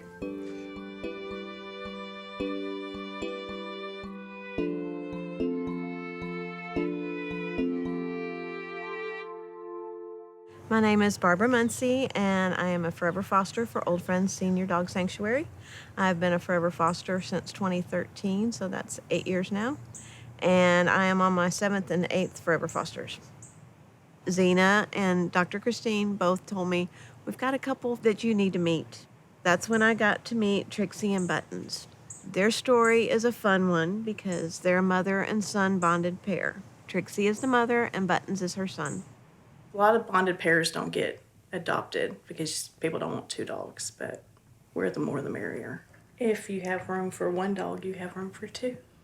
I was happy about it. You had more dogs. Two? All right, we win. When I was volunteering, I was going and visiting with all the dogs in the little dog halls. And he just, when you pet him, he will not let you stop. And I just fell in love with him. And and they told me that they were a bonded pair. So I was like, well, I told him about them. He's like, bring them home. You wouldn't even know she was blind when we're walking. She has figured out this place pretty quick. She jumps on the couch just like it's nothing, gets down like it's nothing. She practically runs. Yeah. But yeah, it doesn't slow her down one bit. A lady was helping them get to Old Friends, and they spent the night in a local hotel. Buttons got spooked and ran away. So the next day, they took Trixie to Old Friends, and that she was very sad, but they put the flyers out. They had people searching for him. Somewhere along the way during his time out, he got hit by a car probably because he had a dislocated hip when they did catch him. But that Saturday, he got caught, and he was reunited with his mom, and it was the day before Mother's Day. So then I brought them home. They've been a good addition to the family. It's been a year, and I still feel like we're getting to know each other. You're a good boy. Seniors are so good at making you stop and sit and just realize there is more important things out there. Life would be too quiet if I didn't have a dog in the house, at least one, and I don't ever want to go down to none, so I've got to at least have two. They are pretty close, like brother and sister. And it's funny when they play, he plays in a way that she can find him. You know, like dogs, normally be running around more. He'll stay where she can find him and touch him, and they'll play tug of war with their toys. But he'll make sure that she can get to it. There's always puppy in them, and they may not be able to play as long as when they're little bitty, but Riker here is out catching birds. I mean, yeah. I like the energy of the senior dogs. I don't know, there's just something in their eyes, and they're just special. Old Friends, when I came out to visit them, it was just like so heartwarming that they took on all these older senior dogs, and Peaches with the sad eyes totally won me over with the 3 dogs that I met while I was there. So I took her home. It was, the imperfection of Peaches, her sad eyes, her unique skin, which I really love, the freckles. There was a picture of her when she first arrived, and her skin was all chapped. She barely had any fur, only the fur on her head. I think that's why they called her Peaches, because she only had peach fuzz. Through medication and giving her a special diet, her skin has become really healthy, and she has a lot of life, and she has a lot of spunk, so she can be very active. She loves chasing squeaky balls, and she gets very excited when there's a squeaky ball around.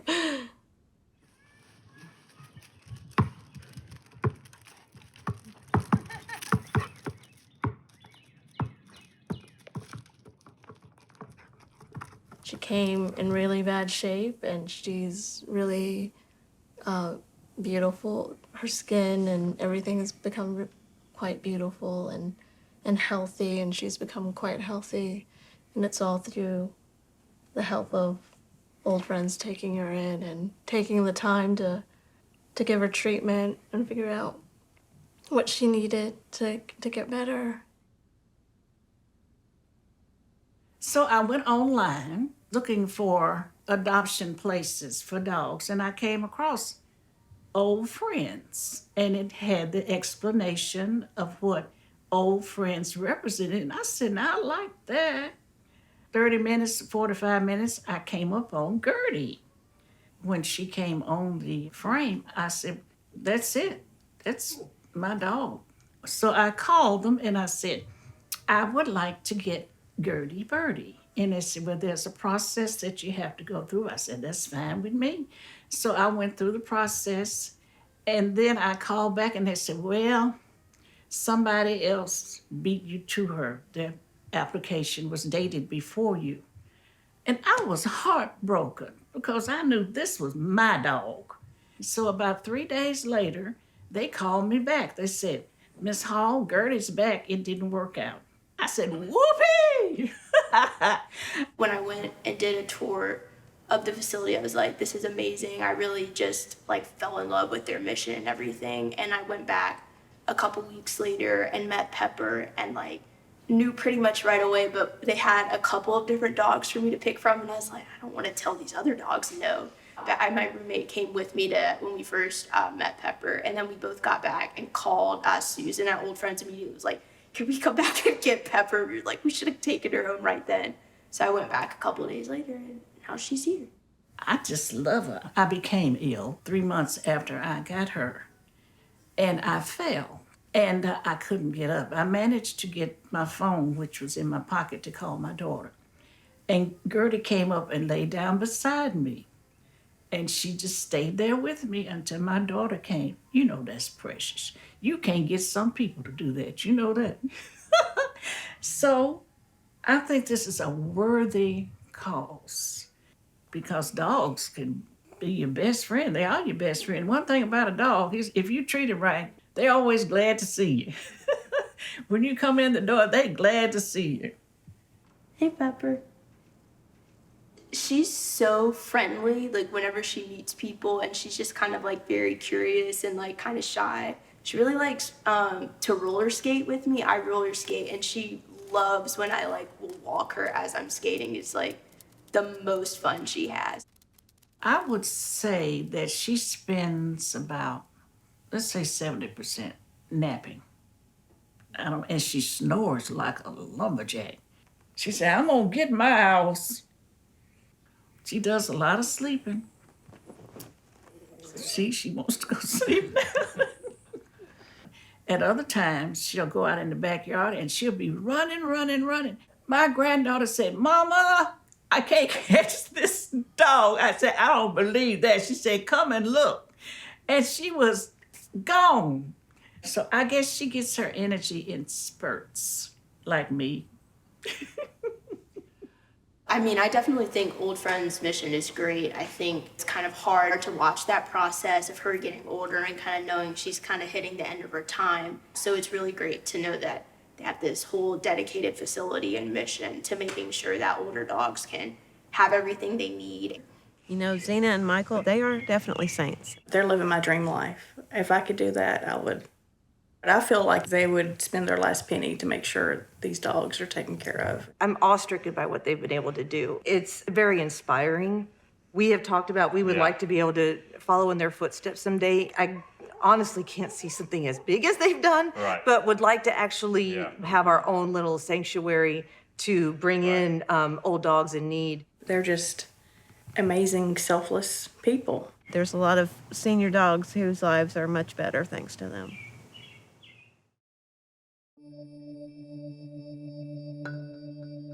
So I think it was about June time, Reggie just out of the blue stopped eating, and we tried just about everything, just tempting him with all sorts of food, and nothing worked. He went to the sanctuary a couple of times so Dr. Christine could look at him, and she couldn't locate anything particularly wrong with him. It was almost like he was so stoic, he just didn't want us to know, but I knew something was going on with him. We took him to NVS and he had an ultrasound and they confirmed he had a mass on his spleen. Coincidentally, Abner also stopped eating. Well, unbelievably, it turned out he also had a mass on his spleen. So there I am with two dogs with the same issue. So one was scheduled to have surgery on the Monday, Abner, and then Reggie was scheduled to have his spleen removed on Tuesday. And the one I was most worried about was Abner because he has so many other medical issues going on. Well, he had his on the Monday, bounced back like a champ. Reggie went in on the Tuesday and they actually called Dr. Paskaric while they were under anaesthetic with him and said that It was it looked cancerous, and it looked like it had spread quite extensively, and they were considering not waking him up from the surgery. But Dr. Piscarit said no, he has a loving family at home that will want to say goodbye to him, which is what we did. And he came back here, and we had him for about another week. He would just lay on his bed with his teddy bear. And again, it was his eyes that told me he was ready. One day he just looked at me and I just knew he was ready to go. And so we actually got a vet to come here, and we put him to sleep in the garden with the family around him.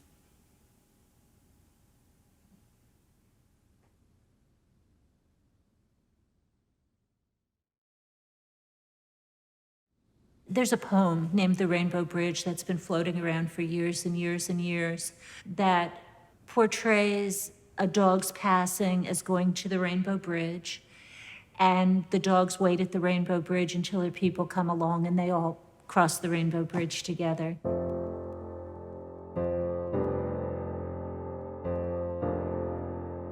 Which dog do you miss the most?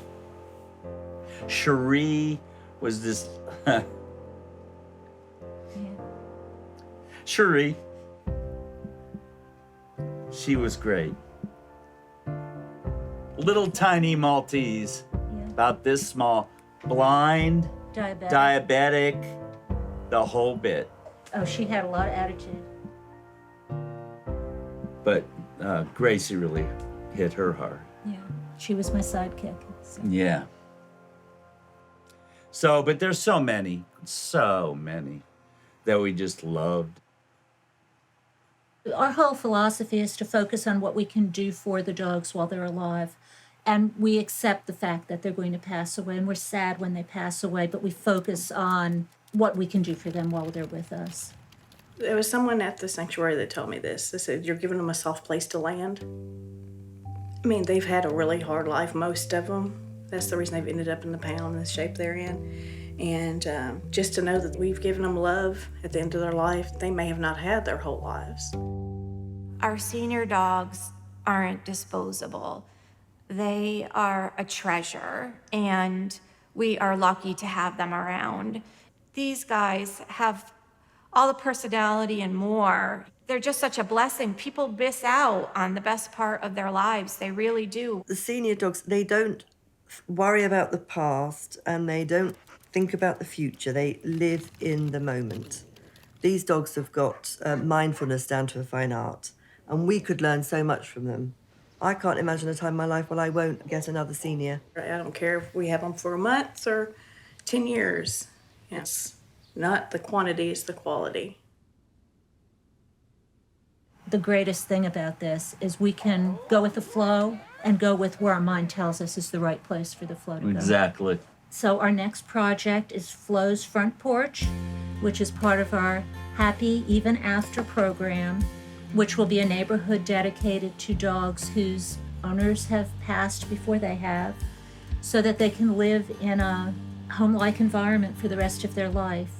And it's just down the block here, so it'll be like an extension of Old Friends, only it's its own program. Right now, we're looking at 11 cottages with 3 to 5 dogs per cottage. Talk about unique. That will definitely be one of a kind in the entire world. We're building a neighborhood for dogs. I think Michael and Zina are phenomenal, and I love their forward thinking. Knowing how innovative and imaginative they are with this, I think possibilities are endless, really. Nothing seems to get them down. They just keep on pushing and really deserve the success they've had. Michael's and my job right now is to build a team that can take over beyond us. Since we've started this, we don't want this to end with us. So we've been putting together what we think is a fabulous team of people that can move on beyond us. It takes an army to make this happen, but everybody is fully invested, and I think that's what makes it amazing. I'm just one piece of the puzzle. The staff that's here, every one of them is so crucial to the role that they play. The place wouldn't run without them. It's indescribable, really. I mean, it comes to a point where it's not a job anymore. I mean, we're so invested. I love them. You know, we have a great working relationship with the people here. It's just like a big family, you know? Everybody knows everybody. We're all here to love each other and love these dogs. This is a dream, an absolute dream. I love coming to work. Here, it is amazing to come to work every day and be inspired. Here, I literally wake up every morning. I'm excited to come to work, and I know that I'm doing good and that we're helping these dogs find homes. I feel like every single person that works here, we all have this common goal of giving these dogs the best life that we can. And Michael and Zina just made that possible. It's amazing. I'm really very proud when people ask me what I do. They almost always have heard of us when I say it, but I'm thrilled to be part of the team. It's a great honor. To work for a place like this, you would have to come to Tennessee and work here. I mean, there's no place like it. It's a dream fulfilled is really what it is. I mean, who would have ever thought that a few dogs in your backyard would turn into something that's unmatched in the entire world?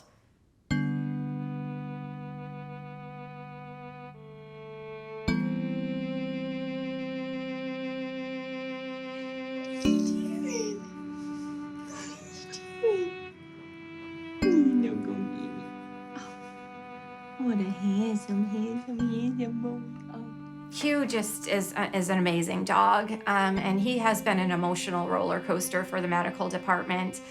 I think pretty much everybody in this medical department has cried, and I have agonized over him.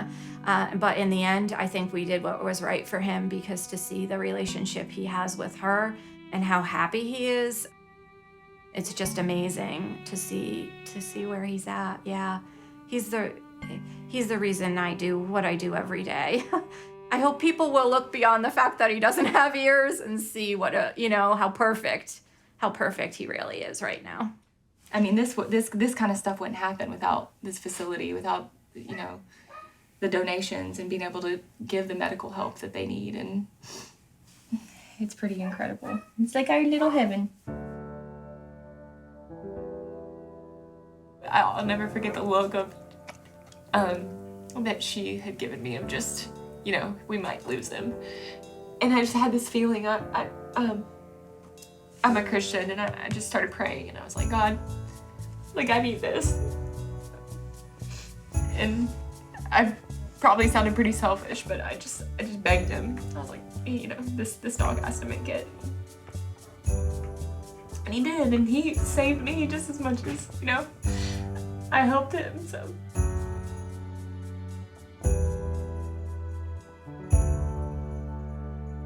The thing that's been cool about this is I was in corporate America for years, and then we went into retail. But there's a limit. The sky's not the limit there. You have to stay within the franchise rules. This has been great because No limits. there's no limits. We can do what's right. We can do what feels right. We can do what works. There's nobody telling us you can't do that. He tries to tell me you can't do that, but there's nobody to say, no, you can't do that. I'm like the dogs. I go day to day. I just plow further along. And I think that's how I did it. I never had a vision like this. I think just having our home be a sanctuary was all I thought of in the beginning. And we never changed our mission, though. We knew we wanted to save senior dogs. Absolutely. And that's something that we always remind ourselves, is that we are here for the dogs. And everything we do is to make the lives better of senior dogs. In 5 years, I hope to be retired a little bit, sitting there on a beach in Malibu or something, with dogs, of course. But no, I'll never retire. I'll be here. I enjoy it too much. It's not work. It's not work at all. I'm living my dream. There's no doubt about it. I can't imagine anywhere else I'd want to be right now.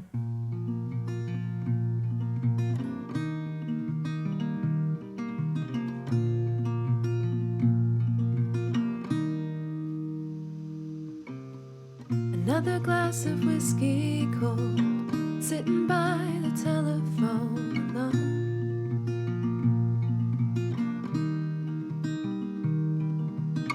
I only drink 'cause legends do. I'll write another song soon, when the pain subdues.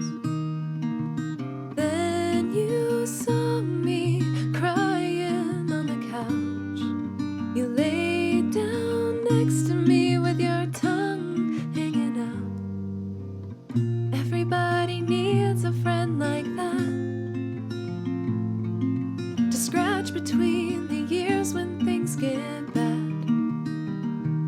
Every runt of the pack has always got your back, and everybody needs a friend like that. Everybody needs a friend like that.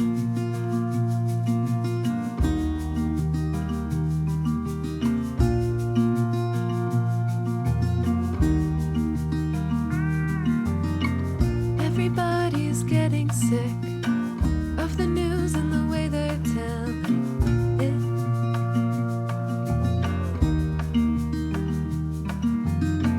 No, my friend doesn't say a word. I can listen to any kind of hurt, even the worst. When you saw me laying by the door, you licked my fears and tears to the floor. Everybody needs a friend like that, to scratch between the years when things get bad. Every runt of the pack has always got your back, and everybody needs a friend like that. Everybody needs a friend like that. When the storm hits like 1,000 bricks, when the world we know is falling to bits, at least I know there's someone by my side.